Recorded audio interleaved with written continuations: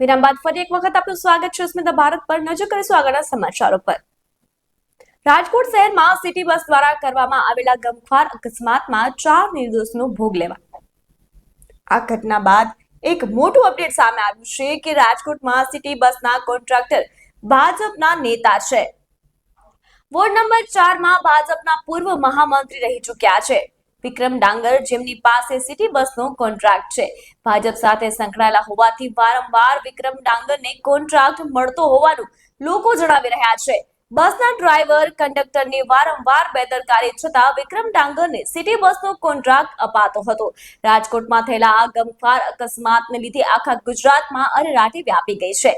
ગુજરાતના પૂર્વ મુખ્યમંત્રી વિજય રૂપાણીએ આ સમગ્ર ઘટના પર પ્રતિક્રિયા પણ આપી છે। તેમણે મૃતકો પ્રત્યે સંવેદના વ્યક્ત કરી છે। વિજય રૂપાણીએ જણાવ્યું કે હું મૃતકો પ્રત્યે સંવેદના વ્યક્ત કરું છું। પ્રથમ દ્રષ્ટિએ ડ્રાઈવરની ગંભીર બેદરકારી છે। કોર્પોરેશને ગંભીરતાથી વિચારવાની જરૂર છે। ડ્રાઈવર્સનું ક્વોલિફિકેશન કોર્પોરેશન ચકાસે તે જરૂરી છે। કોર્પોરેશને વિચારણા કરીને આ સમગ્ર ઘટના મુદ્દે પગલાં ભરે તે જરૂરી છે।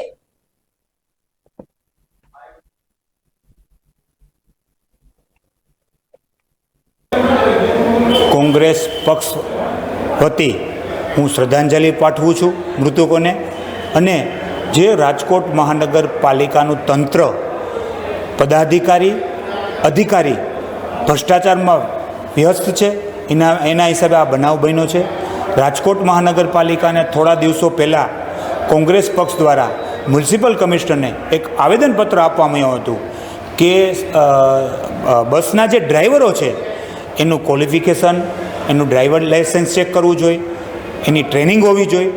આજ સુધી રાજકોટ મહાનગરપાલિકાએ બસના ડ્રાઈવરનું કોઈ પણ જગ્યાએ ચેકિંગ કરવામાં નથી આવ્યું, એટલે આવા નવા આખા રાજકોટની અંદર બનાવ બને છે। બિન અનુભવી ડ્રાઈવરો રાખવામાં આવે છે। ખરેખર અનુભવી ડ્રાઈવર રાખવામાં આવે એવી અમારી માગણી છે, અને જે આજનો બનાવ બન્યો છે એની સામે 302નો ગુનો દાખલ થાય, એનું લાઇસન્સ સસ્પેન્ડ થાય।